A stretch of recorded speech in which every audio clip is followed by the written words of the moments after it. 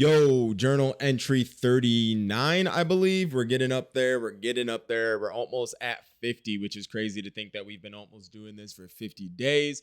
I think it's more crazy if you look at it not like by days and actually by months. I don't know, like 50 days, okay, whatever. But when you say like 2 months, that's how you know you've been deep into something. That's when you build a habit. And I'm going to be honest, I don't like this habit. I think I think when I say I think I know I can do this for a full year. We're going to do it for a full year, but some days I just don't want to do it. I just don't want to do it at all, and you just got to persevere through it. You just got to persevere.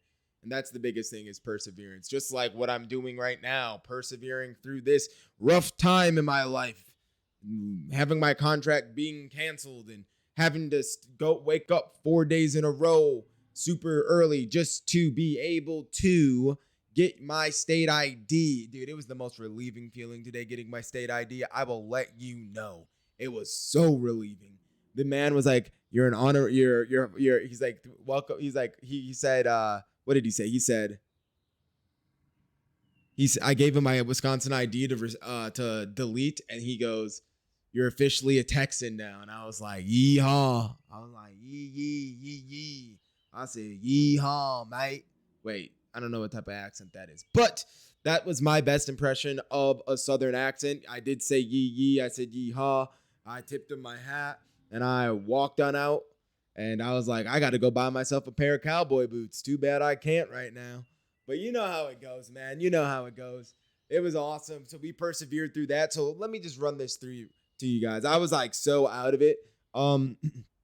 I was so out of it the last 4 days because I was just trying to figure this shit out. Monday, get there at 7 a.m. 30th in line, couldn't get in. Wednesday, I get there at 6 a.m. I'm like 20th in line, could not get in.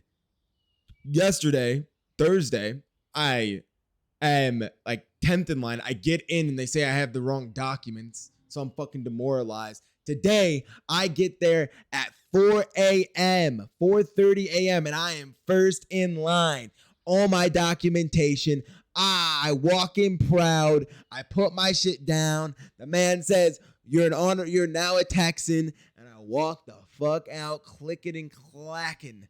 I was smiling, I was happy, and we took a pretty good photo. I think we took a pretty good ID photo. The man was like, "Yo," he said, the man was like, "You took a good photo." And I was like, I don't really fucking care. I don't care. But it kind of, I'm not going to lie, it kind of hurts not being a Wisconsinite anymore. There's just like, I think the reason why I decided not to get a Texas ID for as long as I've been in Texas, which has been 2 years, is because I didn't want to give up that little piece of me that was that Wisconsinite. But now I've kind of taken it away. It's like I've taken a little piece of my identity away that I've known about myself for my whole life. Is I'm a Wisconsinite. I lived in Minnesota for 4 years and I didn't. Not once did I get a Minnesota State ID. I went back to Wisconsin to get a Wisconsin State ID because that's where I'm from. You know, that's where I grew up. That's where the roots are from, buried deep into the ground. But now that I have gotten past this hurdle of being able to release and accept the fact that that my identity isn't tied to the state that I was born in and raised, well, not born in, but raised, I can get an ID wherever I fucking feel like it now. You know? Us Southern boys, let me tell you, us Southern boys, we do it different down here, especially down here in Texas. When they say it's always bigger in Texas, let me tell you, it is. Bigger problems too, you know? But I don't want to get my Texan accent out like that. My Southern boy, I gotta keep him. I gotta stay Northern. You know, can't that Southern boy he needs to be compressed. He needs to be caged up because he's a wild man. Let me tell you. You see, he's coming out. We need to just relax.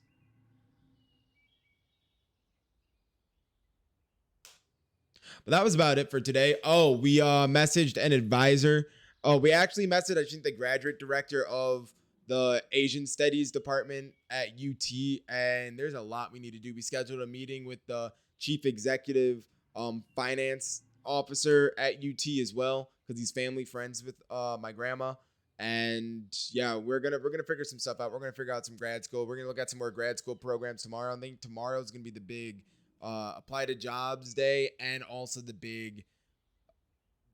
really big like study Japanese day, because one of the things that she said is I have to be N3 and I'm not even N5. So I need to figure out a plan and like how many days a week I need to study, and then how many days a week I you know how like when you like bodybuilders where they're like when they're in off season, they have like a specific time frame up until like the the the event that they have to go to, like the stage show that they have to go to, and then it's like, okay, so like the first 2 months we do hypercaloric, then we kind of taper off with some other bullshit. I'm just throwing out some fucking buzzwords right now. I don't know what I'm talking about, but I know they prep, right? They're in fucking prep for their big show, and I got to do that with studying. Studying's exactly the same thing. I'm gonna have to figure out when's the date I can take the N5, right? Once I take the N, then I'm gonna practice out and partition out my time, that how many hours a day I study. And then when we get closer to the event, maybe like 2-3 weeks out, then we just start focusing solely on N5 studying. And then we take the test, and then we start practicing for N4, because I think I have until December is when I have to apply to this program if I want to get admitted into it next fall, because they only have a rolling admission once a year. So I think it might be hyper competitive too, but the program seems super sick. They really encourage you to study abroad. They also really encourage you to do a bunch of like external research and write your own papers and do lectures. So I have to start brainstorming stuff about that as well.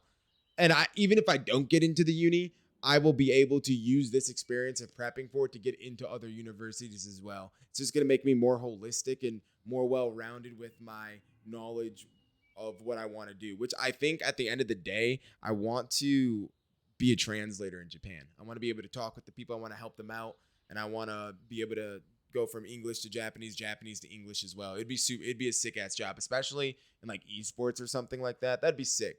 But 7 minutes and 21 seconds on the clock. There is nothing else I need to talk about. I know there's something I need to talk about that I can't remember, and every time that I've turned off my camera in the past 2 days, I've remembered it. Oh, bro, listen to this. No, hold up, listen. So I get there at 4:30, right? And I sit down on the ground.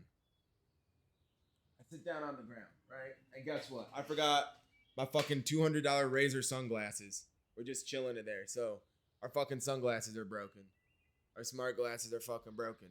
Yo, you live and you learn. You get over it. Who fucking cares? But anyways, I'm like, fuck, my sunglasses are broken. It's like, because I wanted to wear them at night just to kind of, feel the darkness around me, because it's been a very rough 4 days waking up super early and only getting like 3 hours of sleep because what is it called? Our circadian rhythm is fucked up. Well, anyways, listen. So we do that. We fucking do that. And we sit down on the ground, and guess what? This woman opens up her car door, and fucking sits right in front of me. Let me tell you this, dude. Only in America will someone get out of their car at 4:30 a.m. in the morning and sit right in front of you and start just having a casual conversation. Like, don't get me wrong. I'm not like I'm not like not a friendly guy, but I'm also not a guy that just wants random people talking to him and holding a conversation. She just would not stop yapping. And listen, it's like, I get it, dude. She was using me as a way to get out of her car to hold her spot because she's a woman. She got there at 3:30 a.m., right? Like, it's not safe for her. It's just not. It's not safe whatsoever. America's just not safe for women, and we can see that with the Roe v. Wade situation. But anyways, I digress. Where I'm not going to get into that right now, but so she's sitting. I get it. She's she feels unsafe, so she sits down and she wants to feel comfortable sitting out there. So I'm sitting there, bro, and she's just talking, and I'm just like so tired. My head hurts. My fucking circadian rhythm is fucked up. So I'm just like looking at her like, I'm just like, yo, dude, like, I don't know what's coming out your mouth. I really don't. But you need to stop talking to me. So then, she like sits next to me and we just start chatting still. And I'm just like, yes. And when you're not into a conversation, when you aren't like adding value to it and you're just like, oh yeah, that's cool. Yeah, that's awesome. Yeah. When you use less than 10 words in your response, you don't care about the conversation. And that's just like, oh, if you're giving it just we've all been there and we all do it. So and I hate to be the one to do it to just some kind-hearted lady, but god damn, bro. I just could not handle it. So I just stuck my Bluetooth headphones in, bro. Right? Just chilling. Now imagine this camera is me, right? You're just sitting down, right? You're just fucking sitting down. I'm sitting down, right? For her to get my attention, I'm staring off straight. She'd go like this. It's like right in my face. And she was like, hey, hey. And I would look over and there she is just like this. She's like, yo, what time does this open at? I was like, man, it's 8 o'clock. It opens at 8. She's like, I tried telling my granddaughter it's not 7, it's 8. And I'm like, I don't care. I'm so tired right now.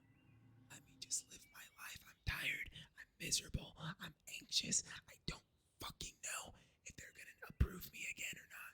And I don't know if I'll be able to fucking file for unemployment. God fucking damn it. Like I'm on a time crunch. Woman. So that's that. That was today. That was today. But we're out. Sunglasses are broken. Unemployment filed for. Also, so sketchy. And we're done. 11 minutes on the clock. Journal entry 38. June 24th, 2022. 9:29 p.m.